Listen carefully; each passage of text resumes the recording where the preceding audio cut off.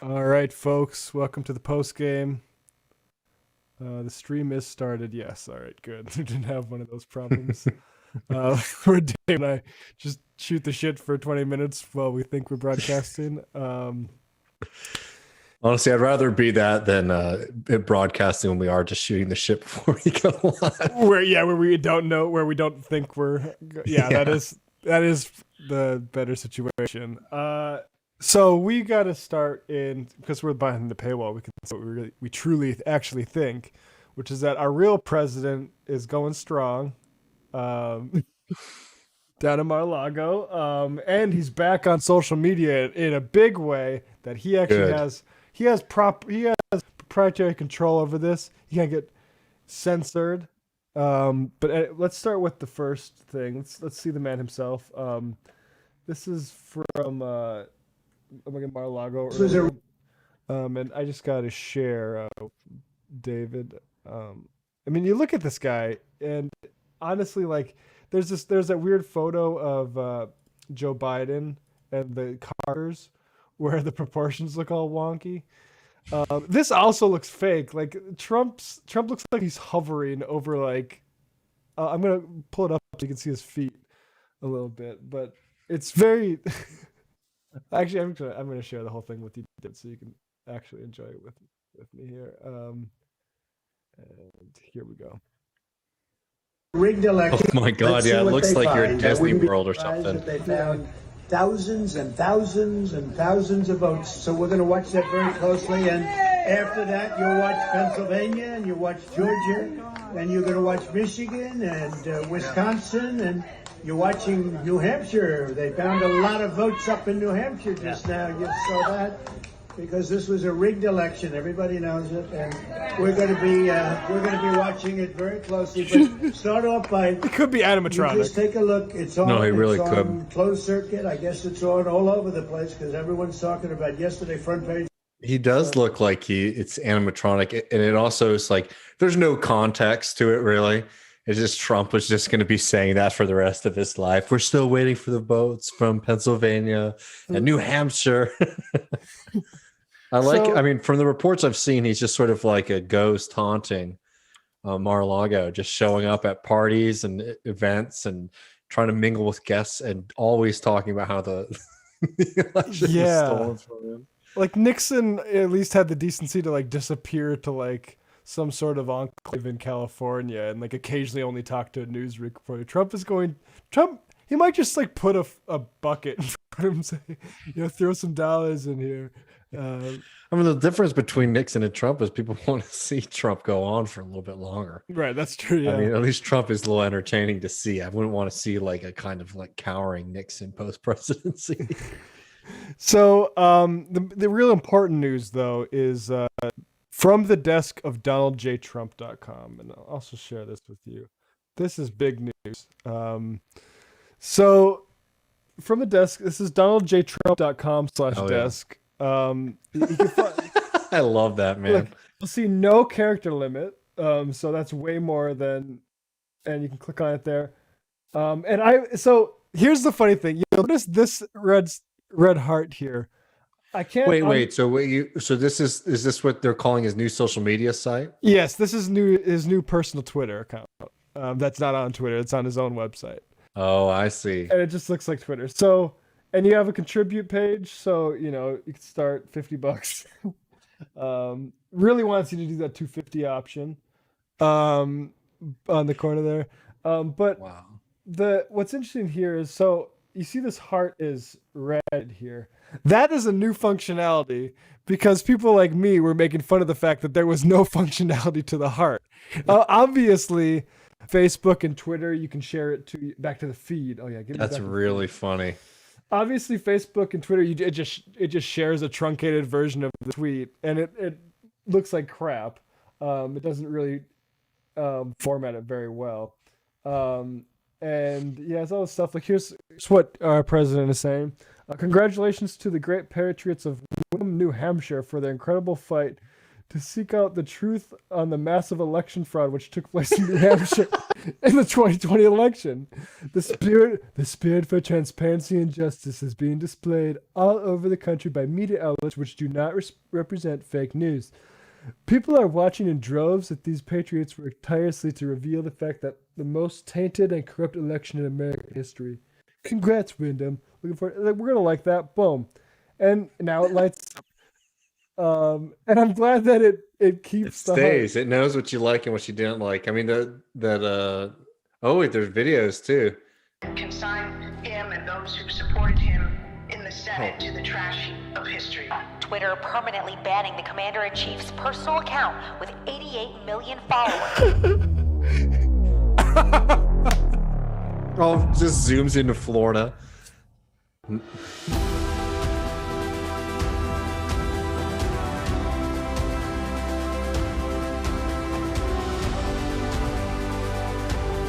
Oh, that's so good, man.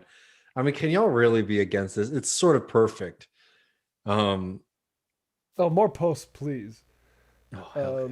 Yeah, this is the one that I shared, and I just clicked clicked the share tweet button, and this is what Oh, it doesn't even show up. they haven't quite nailed it. The fraudulent presidential election of 2020 will be F, and then it just shows a picture of him, and then just repeats that again. So Oh my then- God. Like so- this is so amazing. Like Trump, what is he doing? Is he that way? Can you get that picture back again? Is he just drawing in like a textbook right there? yeah, he's just there's Sharpie in his Like a book. hardbound book. Yeah, that's certainly not any binding any of his books have ever been printed in either. So Hey, that's so good, man. I love this so much. Well, before you were telling me about it, I was reminded about one of the stories about Trump's father that I've heard, that he had like this real serious belief that if you ever stop working, when you retire, that's when you die. So like the Trump family idea is that you got to keep working. And it got so bad with the father's like dementia, and like cognitive decline towards the end of his life, that he obviously couldn't be running the companies anymore. So they created a fake office, right? And fake memos. And they had a phone in there that only went to the, to like the receptionist, and they would just like give him calls all the time, right? Pretend that he was doing business. Like this to me feels like a kind of more meta version of how to do that with Donald Trump, right? Like he can still tweet, right? Yeah. They can tell him it's got thousands of likes. Everybody's liking your tweets. I want to know what his reaction was when he found out that the heart button did nothing. Because that must have really he might have somebody killed him. Like, what? It doesn't. How do I know? People can't tell me they like it. There's all these likes that aren't going unrecorded. So yeah, Donald, let me give you a few more. Just for free. Yeah, well, that's beautiful, man. I have those. Just in the interest of bipartisanship. You keep just bashing, Liz Cheney. That's good. That's fine. Yeah. You keep bashing Liz Cheney and other Republicans that aren't, standing up for you as much as you should, and that's a good job, sir. Good work. Good job, Mr. President. We still believe in you. With these longer and longer, how much is this over? I'm gonna just plug this into my own. I just love that the scene. To me, I don't know why it's so funny, but that movie that we watched. When it zooms into Florida, it's just like there's something about that is just so perfect. Yeah, they stole his 88 million Twitter followers. Yeah, this one about the great patriots of Wyndham I read out is only 274 characters over what Twitter would allow. So he's just getting character limit. This one. How much is this? I'm just going to read this one out and we'll move on. The fake news media, working in close conjunction with big tech and the radical left Democrats, is doing everything they can to perpetuate the term of the big lie. So that's I have thought that was interesting, and that the right is trying to co-opt the big lie thing, and I do think Arya Cohen, I can't remember the last name, on Twitter, um, mentioned that it is a bit much to call, like, the real big lie was about the Holocaust. Yeah. Trump is lying about election fraud, which is a serious thing, but, like, let's relax a little bit. But now to just say, like, no, actually it's the Democrats doing the big lie. I don't know. I've noticed a lot of that sort of aping of, like, resistance liberal talking points. Like Josh Hawley, uh, Josh Hawley uses the phrase saying the loud part or the quiet part out loud on Twitter, and it's just like, what? I don't know. It's a very funny thing to witness. I mean, it's a complete implosion. But it's amazing. I mean, he's definitely looking like he's going to try to run again if he survives the next couple of years. Well, welcome back, Trump.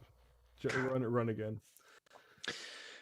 Yeah, I don't know. I mean, it's something else, and it's funny. I mean, like, honestly, though, like, people getting worked up about this or whatever.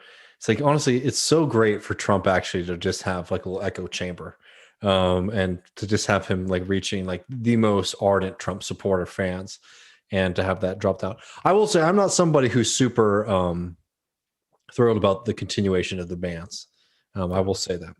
But I will say from a political, vantage point, it is very funny that Donald Trump's like whole like post-presidency campaign right now is just like harassing people at his resort, and then creating a website where people can go to retweet his tweets onto Twitter through like a or terrible Facebook. Yeah, go. Can you please put these onto the real social media for me? Exactly. Suggestions for people. Oh God! Yeah, this dude was the president of the United States just a few months ago, and now he's just like, please, could you post this on Twitter for me? I'm so independent of social media. He's like one of those people who's like in your DMs, like asking, "Can you retweet this? Or Yeah, could exactly. You get some eyes on this? Please let everybody know tonight at Mar-a-Lago. The big lie." Yeah, the big lie, new documentary by Mike Lindell. All right, so let's move on to. This is fun. DLC, David. You familiar with DLC? As you play some video games, how would you define DLC?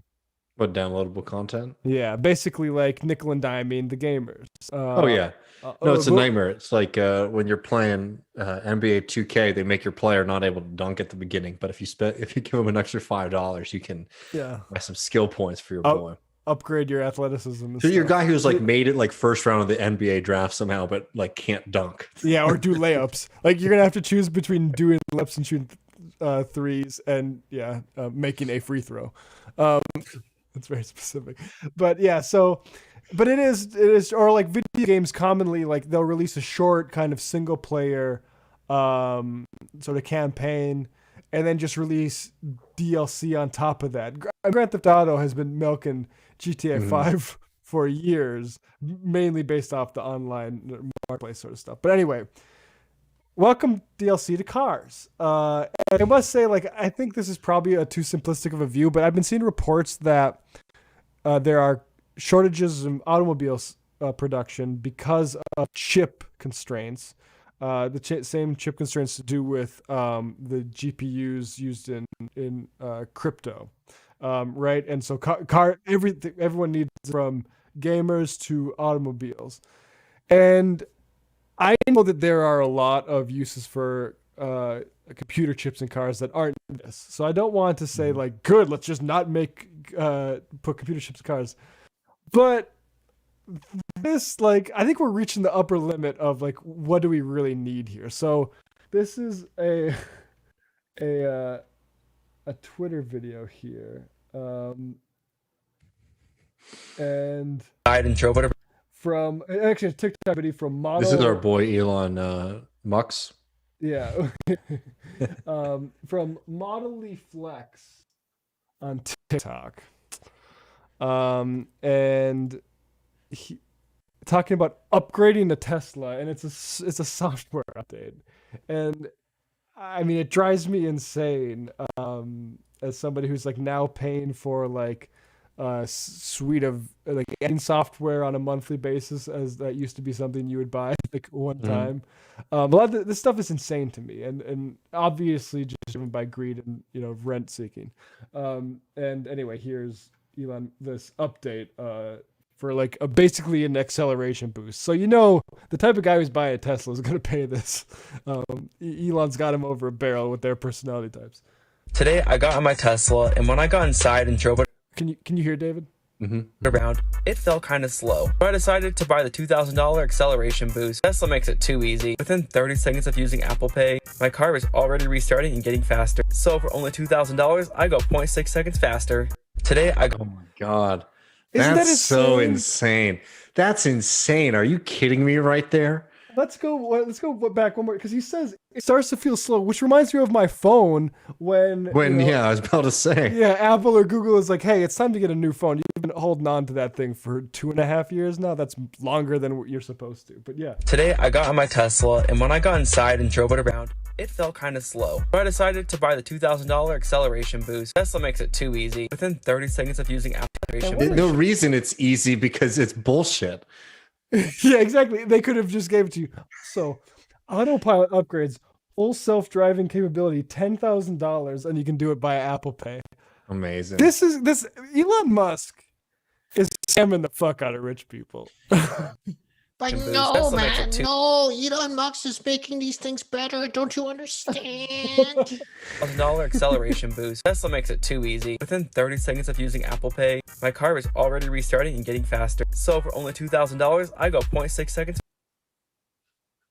Oh, Which also sucks. Like, that also sucks what he says at the end. It's like, for only $2,000, I go 0.67, whatever the number was.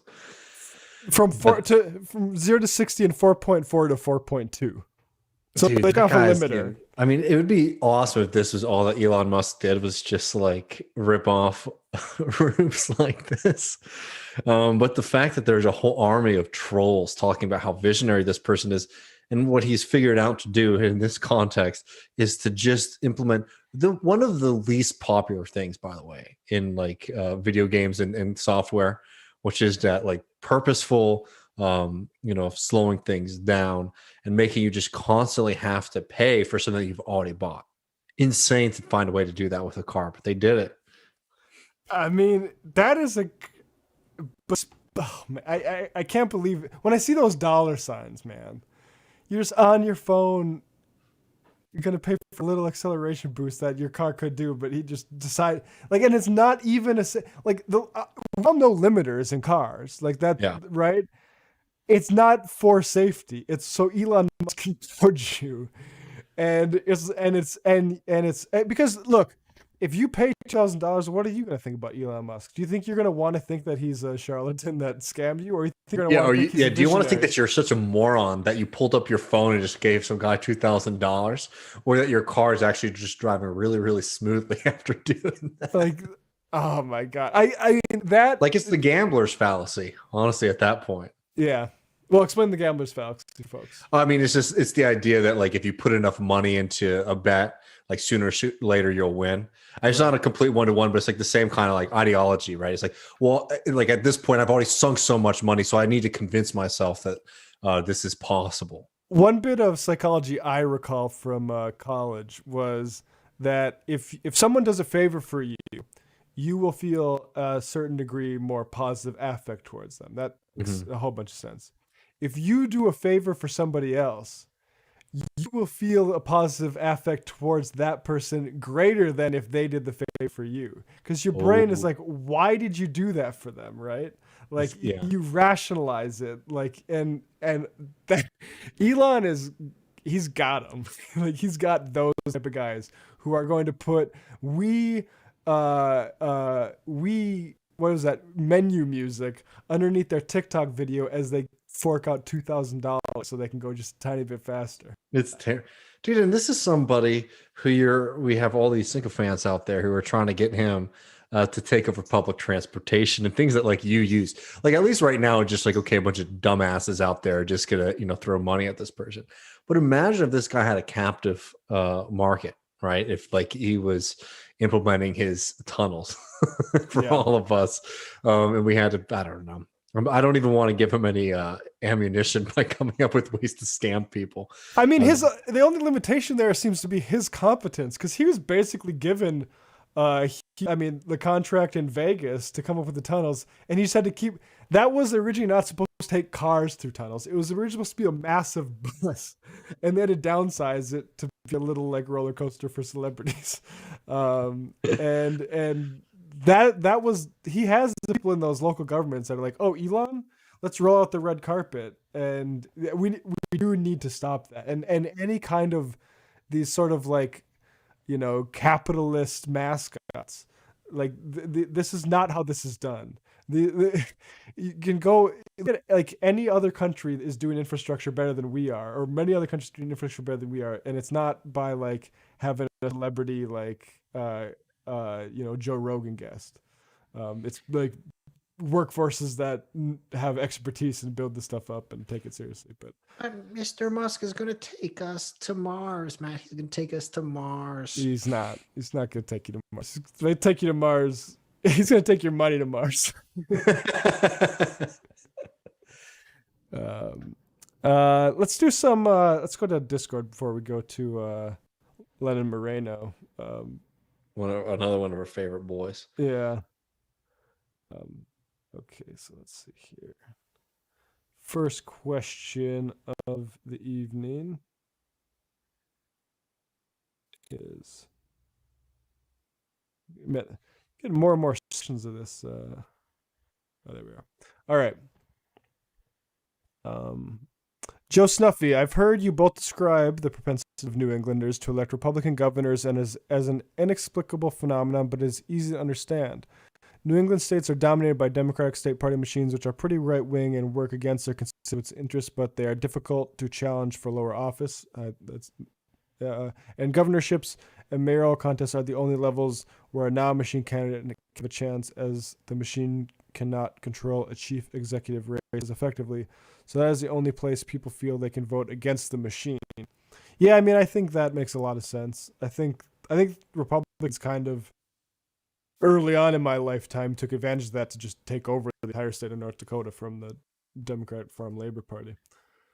Yeah, I mean, I don't know. I don't remember whatever we were talking about, if I said that or not. But I'd also say that, like, I feel like the idea in like northern states too is like, oh, well, we have like the moderate Republicans, and then it goes back because like your average person is just sort of following politics casually, or not even really thinking systemically about the economy and things like that. They think about like the relationship between Democrats and Republicans like this. Democrats try to do things that help out working people, but if you do too much for everyday people, then it starts to hurt the economy, right? This is right. Republicans are good for the economy, but too much of the Republicans makes things bad. So like there's this, I mean, this is like a classic American fascination. Like we're going to get the balance, right? Where we get like the right amount of like pro worker policy with the right amount of pro business. And if you drop out the, a lot of the like hardcore social issues that people, don't want, up north, for example, like a kind of like typical like evangelical like Christian Republican up there, then it makes a tremendous amount of sense to me how people could think that this is like a smart thing to do, is to vote like locally Dem and state office Republican. Yeah, I mean, and it's something that we just have to work our way to beat, obviously. Right, and yeah, I don't think either of us is so super surprised. Like, just as red states aren't all red, blue states aren't all blue.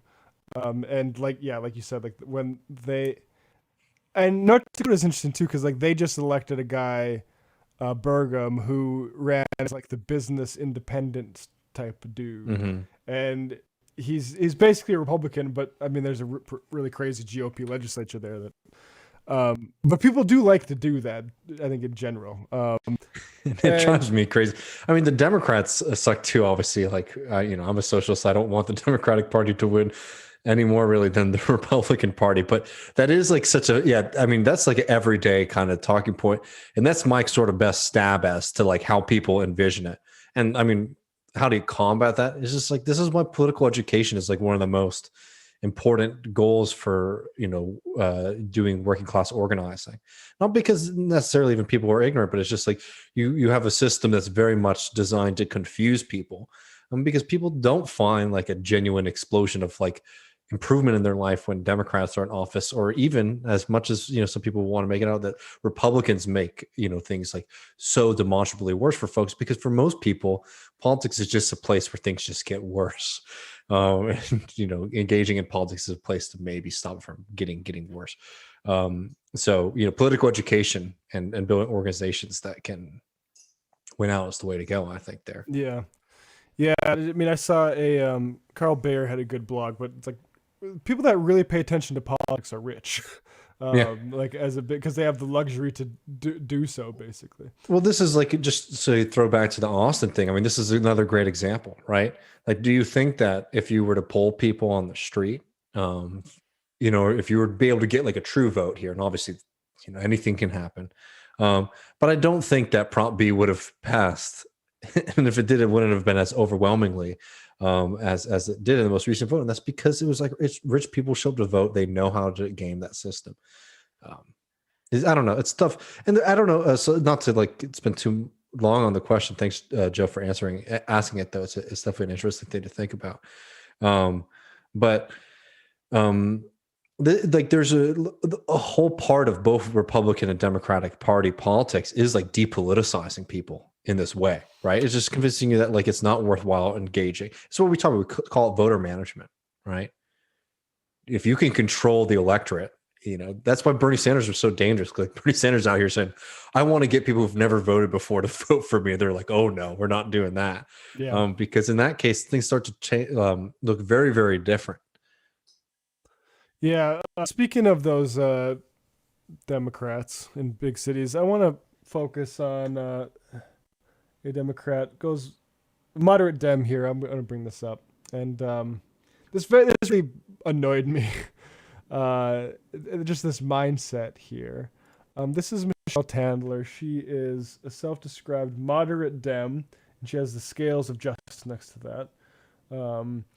And anyway, San Francisco government has over 2,000 employees making over $25,000 per year. Source, transparentcalifornia.com salaries. And if you look at these, you'll notice the top one, Andrew M. Logan, who is paid total pay and benefits, which is something she didn't Yeah, I was about to say. At first. Total pay and benefits, $250,000. Now, this is San Francisco, right? And the total pay is $2,000. EMT, paramedic, firefighter, like, fine. And this is pretty much all of these. These are firefighter, lieutenant fire, but all these are firefighters. She's mad that firefighters are getting paid $250,000 when you again after you account for their benefits, and I don't like. There's this effort that I think we should look into, that they're trying to recall Chesa Boudin, like the venture capital types, and then she like just like the amount of class assumption. For context, San Francisco cost of living, most San Francisco tech workers make only $150,000 per year. Startup CEOs typically don't make over $200,000 until after their Series B. So and then she says, imagine counting those though, with their benefits, the way that they're counting the public employees. And the fact too that most of those people have equity. Right. I mean, I feel that's what I thought of when. What kind of populism is this shit? Honestly, in a city like San Francisco, because that's what populism in like the most vulgar sense, right? Oh man, there's corruption in the government. They're spending too much money on needless things. To do that in a city like San Francisco, when I'm sorry, it's very clear if there's a large S in that community, it ain't coming from the public sector. Paying the firefighters too much. If there's anything we know California isn't doing, it's in general paying firefighters too much, because they're literally using like incarcerated labor to make up the differences. taxes need to be higher. And as far as like tech workers being more valuable than like firefighters and stuff like that, insane. Like, I'm sorry, I'm like tech. Majority of those jobs are basically how to turn people's attention to marketing, or help some rentier industry, hoover up more cash somehow. Well, how can we find an already existing economic activity and then supplant it with our app? Right, exactly. You get to take rent from it. Like, so sorry that like venture capitalists who don't do any, like, who basically make money on the fees that they get from raising all the money, not from any fucking idea actually doing anything. Like, good, tax the shit out of those people. Give it all to firefighters. It's a little. But I think the one positive part of this story, and again, it's anecdotal because it's Twitter, but it did seem to just get extreme backlash. Yes. From people, which I think is good. That people were saying things from one, this is BS because you're counting benefits, which is really insane to do. And I don't know if that was like a genuine mistake or like on purpose. Let's give them the benefit of the doubt there, right? That they just don't understand how to do statistics, so they just they screwed up. But I also love the fact that a lot of people were saying, I want public employees to have competitive salaries so that we're getting the best people, as Matt was alluding to earlier, to promote and provide the most social good for our community versus private interests and private profits. It is insane to me that the first thing you do with some sort of transparency body is to go see which employees are overpaid. And I do think this is going. I'm glad, like you said, like it did definitely get blown out on Twitter, and I'm glad. But because I think this is a tendency that is going to be more and more desirous of elaboration, and this is the sort of thing where you're going to hear people like, I can't say what I really feel, and it's these sorts of things like we're wasting too much money on benefits for emergency employees. And I mean, Christ, like, what the cops for a start. But like I do think like this. I don't know how, because we saw them get played by, like you said, the Travis County GOP. I'm curious how this cohort of Democrats, like the ultimate, this is why they're ultimately vampires, is they will absolutely stab you in the back on these issues. Go ahead. Oh, no, keep going. I was just going to find some results. Oh, for the B? I want to find a number because, hold on. Just give me a second. I just want to find it real quick. Because the firefighters won here big time. And I just want to get the numbers for that. Oh, interesting. Yeah, HUD defined low income limits in San Francisco as $82,000 for an individual and $117,000 for a family of four. Incredible. Yeah, I mean, just imagine looking at if you want to get those costs down, get rent down. That's oh my God, it really upsets me. I shouldn't have called her a freak. Well, anyways, I can't find the vote total. Oh, here we go. It was 81% to 18 to 19% for Prop A here, which was basically just improving the conditions for the firefighters union to negotiate with the city. Which again, it's like I just bring that up not because I think it even really reveals like some great like progressive nature of anybody, but it's just like people like public services. I think firefighters are such a great example of something that people understand is worthwhile having. They like them, and they're willing to even say we'll give the union more and more powers in like public votes, unlike police who have to do everything super secret nowadays. Yeah. It reminds me of this. Every once in a while, we go up to my where my family's homesteaded up in northwestern North Dakota, and one of the main community get-togethers is the fundraising steak feed for the volunteer fire department. and Mhm. it's every year during the pheasant hunt because that's when all the people are up there, and it's just like for 3 days they're just making steaks and giving them to people, I and love it. you get money to like buy stuff for them, and yeah, it's something to be cherished. It's not something I'm not gonna go back to that steak feed and be like, okay, are we really? We're sure we need to raise all these I'm going funds to tighten our here? belts on this one. No, I Yeah. mean, like the fire department is one of like the great, I don't like when people are too broad about this stuff, but like, socialists or like social democratic victories in like American society.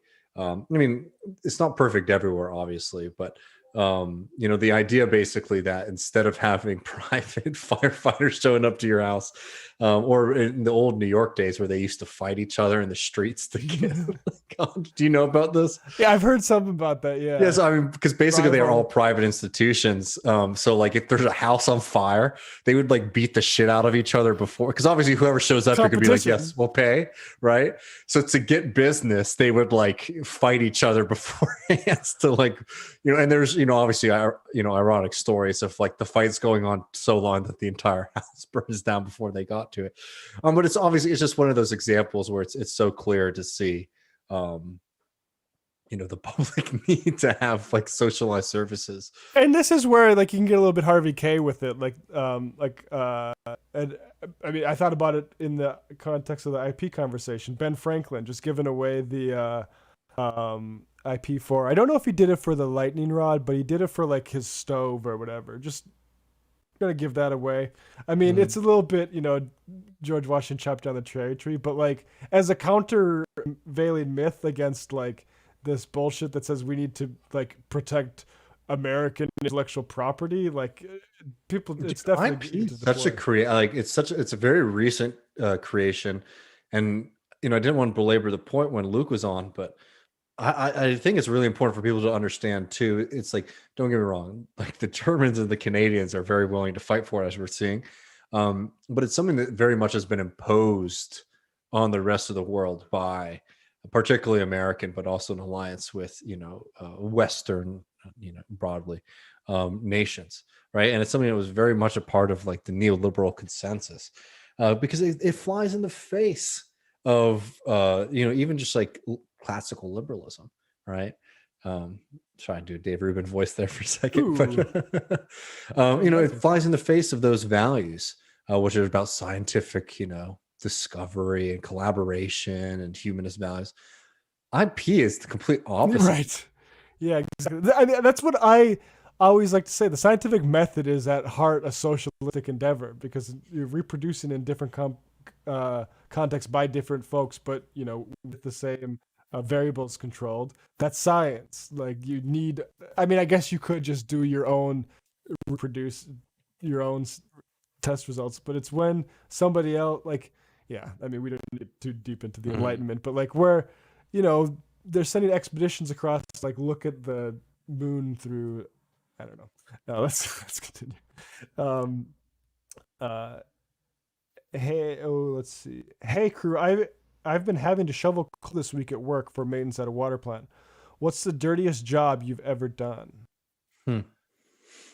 Ooh, yeah. Extended period of time, it probably would just be some form of landscaping. But the hardest would have been, I wasn't front and center on this action, but I was around on branding cattle day. It stunk a lot. Yeah, I'm trying to think. They're nasty, man. Yeah. Well, how about you, David? I mean, I think dirtiest job in like the Mike Rowe sense. Yeah. Because McDonald's, I guess, is probably because I've had a shower the most after that one. I mean, laying concrete was definitely like the dirtiest job in the sense that I remember like coming home from work and like trying to take a bath or something. The bath water was, not to be gross, but it was black, right? That was a kind of job that set me straight in my earlier years because you show up at 5 a.m. and you get done at like 4 or 5. But I was just so like physically exhausted that I wasn't going to get into anything else other than sleep. The only thing that is like the stinkiest job I ever had was when I worked at the largest seafood buffet in the Southeast. Wow. the original Benjamins. I think I've told you about this, which that might like have to be a whole segment because that place, I got stories. That was a operation. It was pretty insane. But as a seafood buffet, it smelled like shit. You know, in the trash room and places like that. It was, you know, it was nasty. That's awful. Man, I also speaking of jobs, that the first thing I ever got like decent spending money, mowing lawns, just a few lawns in the neighborhood, and that really probably affected because I used to just listen to like talk radio and stuff all the time, and like I just loved like I've always been a fan of multitasking at work. I'm making money, but also doing something I wouldn't, I don't necessarily mind doing. So like walking around with a lawnmower, if I'm like listening to something I like, I love that sense of cheating. And I guess maybe that's why I've angled it so I can kind of do something that I'd probably be doing anyway, is obsessive about the state of the world. But yeah, anyway, let's get to some more questions. But green shoes. It smelled like grass. Okay, let's go from the top here again. Hi Matt, what's your favorite cultural or sports conspiracy? I'm a big believer that the NBA refs rigged the 2020 Western Conference Finals. I think that's the one between the Lakers and the Kings. In which case, I'm annoyed that you would suggest that Kobe didn't, deserve to shoot all those free throws. And 2006 NBA Finals, was that another? That was, I don't remember those mid 2000s ones. I don't think that was another Kobe one. I think that must have been the Heat. Anyway, I don't know. Do you have any cultural or sports conspiracy theories? You know, I usually don't. I mean, I'm just trying to think of any. I'm sure if you were catching me during football season, I'd have plenty of examples of referees cheating the University of Texas at Austin. But I do remember one game in particular at soccer, but it was in the World Cup, the most recent World Cup, and it was Iran versus Portugal. And Iran's like a small team, and they just got so screwed by the referees in it because, soccer, they don't stop the clock, right? So Iran scores a goal at like the end of the game to take the lead, right? Which was insane, right? I mean, Iran's like no, soccer country versus like Cristiano Ronaldo. And it went to the instant replay, which is like a new thing. And again, they don't stop the clock. They just are supposed to add it on after. And they took 6 minutes to watch this replay and then go back to the field, and then they added 2 minutes. And I just feel like that was one of the most BS things. And I tweeted about it, and I got famous on Persian Twitter. Like, that's awesome. It's probably one of the biggest tweets I've ever done. And it was all stuff like, I can't remember the Farsi word, but there's like a mean word for a white person that basically means ghost. And it's like, when like the ghosts are saying it was rigged, like it really was rigged. Wow, that is funny. I don't have any about sports because perhaps I'm too precious about the integrity of the games. But I mean, probably for a cultural one, and I don't think like Taylor Swift herself is consciously sending these messages, but I have a theory about music in general and the way songwriting and messages are deployed, that I don't think it's a coincidence that several months into the Trump administration, Taylor Swift, who has a large amount of fans who probably voted for Donald Trump, released a song called "Look What You Made Me Do," which, in my opinion, is very straightforward. People call it abuser logic. I think it's sort of like fascist logic. Like we're going to, you did something to Donald, you're going to justify. Like, I feel like they spoke to that impulse consciously somewhere in that recording industry. They're speaking those, and I think this is where I get a little bit like the guy in Always Sunny, where you could probably find a lot more than just Taylor Swift. That if you just look at like a pop song that's supposedly like not specific lyrics, but apply it to like a general political sense. Look. That's my conspiracy theory. I don't have evidence for it, but I just suspect that there's some of that going Um, okay, I feel a little bit crazy after saying that. How far do you think this vaccine Weaver is going to go? How do you think it will play out? I mean, I guess just briefly, I I think it would be disappointed. Like we said, I think what they've announced is basically we won't allow like lawsuits through the WTO. Um, it doesn't said we're going to affirmatively attempt to spread this knowledge and these materials as widely and as fast as possible. And I think that's where the pressure should be moved to now. And I don't know. I don't want to say predict one way or the other which to expect, but that's where the focus should be. Yeah, I mean the hope is clear what we want to happen, and I think we should be in the position where we can celebrate something that's good if it develops, and also be very clear that it's despicable that we're even at this stage and having this conversation. Yeah. But I do think one thing that we have to learn from the Biden administration is that it's been very, very good at making the statement and This then is- doing yeah. what, taking its time to put whatever it wants to, This is whatever something. spin or walk back they're going to end up doing on. Yeah, this is something It's not like every time that's going to happen, but I'm just saying what I've learned from watching them is that they get when the media frenzy's high and they say, okay, you're right. Yeah, there's maybe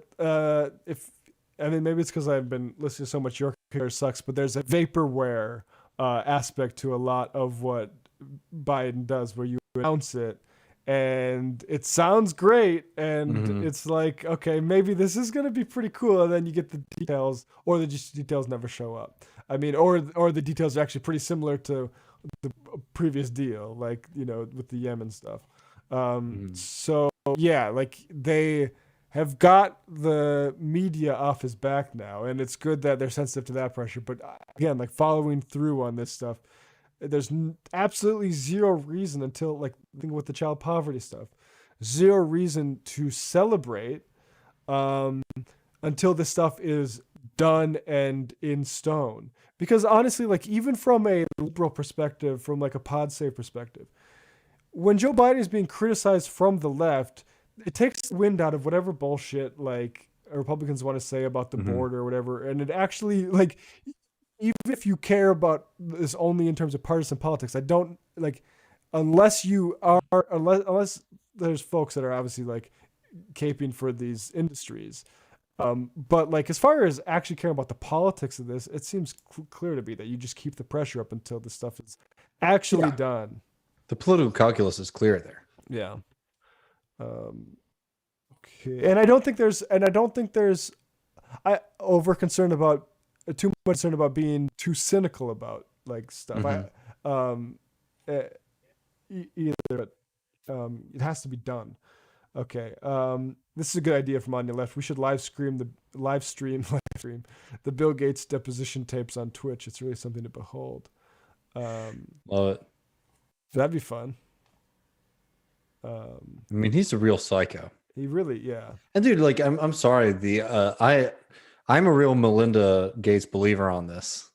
That this was like that. She just was like, this is too much. So I'm sorry. Like, you make enough money. You get to have like an extremely nice life. Do philanthropy work. It feels nice. But when you're just sitting here watching your psycho husband like go on TV and say we're not going to share the vaccine with people.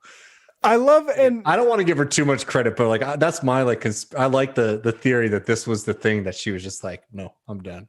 It's just amazing that Bill Gates, like how much hubris do you have that you think a response to, hey, can we like relax these IP? It's like it wouldn't help anyway. Well, like that's treat it with such contempt too is so disgusting. But like, I mean, and like Fauci also works. Fauci acting like it's some sort of distraction.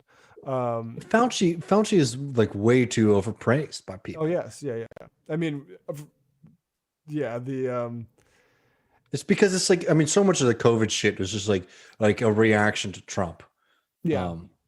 Whereas Trump's incompetent, Trump's doing this, so it just created like this really weird halo around folks where. People like, I mean, the initial thing that Fauci faced should have led to resignation. When you lied to the public about masks in any sensible situation, that's it. Right, exactly. It should have been that. He should have been fired over that.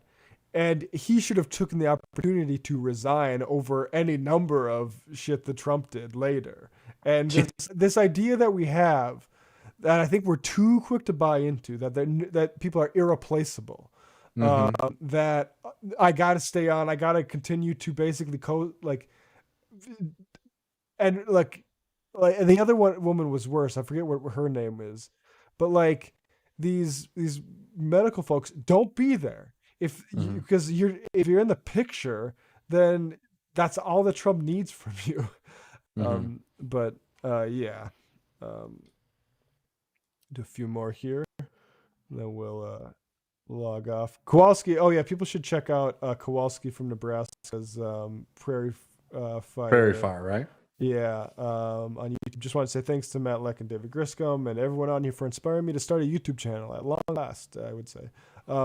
The initial support from here, MR, and others has motivated me a lot. You rock. Okay. Thank you, Kowalski. Yeah, thank you. We love it. It's good vibes, too. Yeah, it really is. Hey, Matt, do you think crypto and all that stuff is going to be here to stay, or will it crash decline? Given how bad it is for the planet, is it realistic to envision a crypto ban? Well, India is doing a crypto ban. They're giving people a certain number of months to cash out, and then it's kaput. And I think that is realistic, and it should be done everywhere. I don't know. What do you think as far as will it decline? I mean, it's a lot of money. I think the biggest factor is going to be what happens when the U.S. really starts to ramp up its regulatory game. Yeah. Because they're much more interested in it now than they were 2 years ago. Right. Well, now Peter Thiel is concerned about it. Hey, Matt. Oh, yeah, we heard that one. Hey, David, this Yankee has a friendly disagreement with you about gun control. First, as socialists, we have the economic commitments to advocate for gun control in a meaningful way. The economic commitments to advocate for gun control in a meaningful way. Secondly, just because it's polarizing doesn't mean we shouldn't speak with clarity on a clear problem in this country. Well, I don't think that we shouldn't be speaking clearly on something because of political calculations. I'm telling you right now that just because dynamics are one way in some part of the country don't mean that they're the same way everywhere else. And I don't think that advocating for gun bans or even like forced buybacks would be beneficial in this society, particularly because the way most people imagine gun ownership in this country is like the performative, gun nut. And there's a lot of those people out there. Don't get me wrong. If we figure out a way to deal with that, I'm all for it. But I'll tell you what the reality of gun control will be in this country. It will be used as a pretense to terrorize poor and working class and communities of color, particularly in the South, because I can't say this enough to folks. The South is the most diverse part of the country, and there are a hell of a lot more Black rural folks than I think people get in the rest of the country. Like there's a huge like when we talk about like, oh, we like guns, we don't mind guns for hunting. Oh, we don't mind guns for like farmers.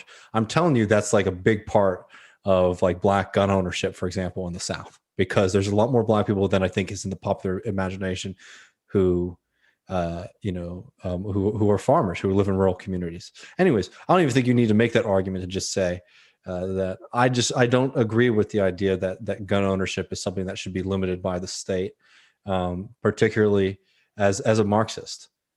Yeah, particularly if the solution is putting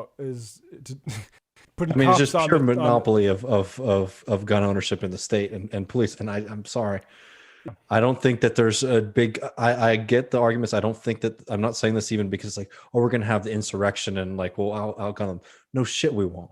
But I also just don't think that mass disarmament of folks is the answer to this thing. Yes, I think community self-defense is the thing that people always say, well, you're not going to take on the government, but community self-defense is a real thing. Yeah, and I think it's legitimate too. Yeah. Also, I'm sorry, like I'm much more, pro personal freedom on a lot of these things than other folks too, just in general. Yeah, so I think for me, Marxism and socialism is not about big state. Like this is like, for example, like the cigarette shit we were talking about last week, right? With the menthol ban. I think tobacco companies are horrific, and I think we should be targeting them. But when you do things like this, which is just sort of like preventing people from having smokes who like to smoke because of all the other things in their lives, I think it's just wrongheaded. Smoking is dangerous. We all know it's bad for you. But I think some people also need to realize that people make the choice to do something that's bad for them. Um, and I don't know. I just don't want someone else to tell me what the fuck to do at the end of the day. And I'll take another I'll take another problem I have with this is this. My problem is I've been thinking a lot about emphasis because time is finite. And look, I think speak with moral clarity on a clear problem. There's not a clear solution, I don't think, for a lot of this stuff. And I like, we don't have the economic, we don't have the economic commitments to advocate for gun control in a meaningful way. What does meaningful mean? Does meaningful mean more than Medicare for all? Does it mean more than like the PRO Act? Like, I just think like you have to pick a finite amount of things to emphasize, and like actually, like do things that's going to lead to people catching gun charges. Like David said, we know who that's going to impact immediately. I just think look, if I was in complete power of government right now, I would do something about the companies that are selling some of these guns. I wouldn't make it a issue. But I also think here's the one final thing. The only like real moral clarity statement I have is like, you can't disarm people as the cops are being more and more armed, and any disarmament has to start, I think, on this part of the state, basically. And look, I mean, when it comes to guns, it's like, what people are really talking about is they're talking about the mass shootings. And I definitely agree that like if there were no guns, we wouldn't have mass shootings. I mean, obviously that's a logical truism. But I think that stuff reveals a much more sick death drive aspect to our society. I don't have cheap and easy answers to that. But I think a lot of the gun fight is like, look, so I'm not a big supporter of like open carry. I just think it makes things much more dangerous. I also think that even to Matt's self-defense point, I don't think that the answer, especially here, has been because some leftists have gotten very fond about this idea that because right wingers show up with weapons that left wingers should do. Yeah. I don't find that actually to make things safer at the end of the day. We've seen actually unfortunate circumstances regarding that there's one side that's much more willing to pull the trigger than the other. And I think that's something that we should be dealing with. But those are like the excesses of gun law, like open carry in Texas is just like, that's political fights that I'm very happy to have. Right. Yeah. But this question about like gun ownership in general being like pro or anti-gun, I just have never found to be very convincing. And I just think I also think, well, this is not a real reason to go after, but I think it's it's Bloomberg. It's a Trojan horse for Bloomberg style technocratic liberals who are about like the syntaxes and stuff like that.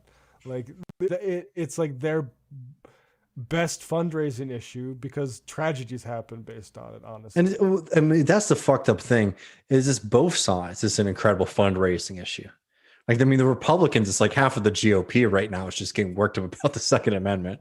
Yeah. But then on the Democratic Party side, I mean they make shitloads of money. On those national campaigns, to push like sensible gun control. I mean, it rakes in the dough for both sides on this one. And I think we have answered all. Oh, here we go. One more. Engels from Ekin Erkin. Engels remarked that the state was doomed to die. Many Marxists, however, herald a big state. Are you of the opinion that we can have certain things like schools, healthcare, roads, FDA, etc. without a state, or won't contracting into syndicates without capitalism, or at least capitalist-style competition? I think that's for David. I think people forget the classic Marx line on the state, and they fixate on it disappearing, and actually miss the like very great line on this. which is that the state will go from managing people to the management of things. And I think that that's a better way to think about it. So in the sense that like this, like we did this on the think tank, I think a couple of weeks ago too, where it's like the big difference between Marxists and anarchists in their view of the state. I think that having national or global big organizations is a good thing. I think this is one of the problems with people who think we're just going to be able to have workplace democracy, because for one factory at the top of the river, it might be in the workplace's interest to just dump shit into the river and go downstream. You need something to be able to manage disputes like that, and I think the state is something that can definitely be used for that. Same thing with distribution, healthcare, roads. Absolutely. I think the biggest difference between, but again, I like the Panish line on socialism much more these days. It's a process rather than a set of policies. But I do think that if you're thinking about the state in like a Marxist way, the end result is more for it to not be like the state basically like sits on us today. It has like weight over your life. And instead of it being that right now, because the state functionally in the US is like a tool of oppression and enforcing order on people, to instead being something that is just implementing organization of complex societies, I think is the bigger shift. Yeah. Well said. All right. Well, that will do it, I think. We're going to... I'm getting a second wave of this COVID shit. Yeah, thanks for sticking it out with us, Yeah, David. no We'll be back. I think we're going to try it Monday. We'll do a think tank or something for so I'll do a patrons. post tomorrow and get questions and stuff. Cool. So until next time, folks, we thank you for watching Left Reckoning Postgame. I need to think of a better sign off. But anyway, patrons, we love you guys. Thanks a bunch.